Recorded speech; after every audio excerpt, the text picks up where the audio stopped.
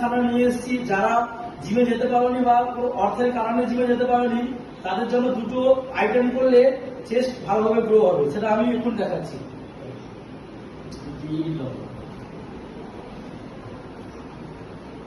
এটা আপার চেস্টের জন্য এই আইটেমটা। এটা দুটো ইট নিয়ে 20 করে 3 সেট করবে, তাতে এই আপার চেস্টটা গ্রো হবে।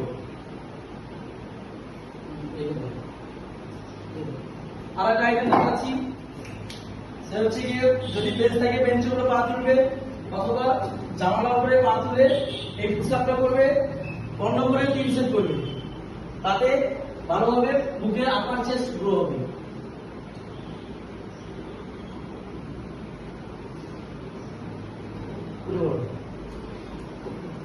এই দেখতে পাচ্ছ এখানে আপার চেস্টে গ্রো হয়েছে, এই চেস্টের উপর অংশটা এই আইটেমে গ্রো হবে।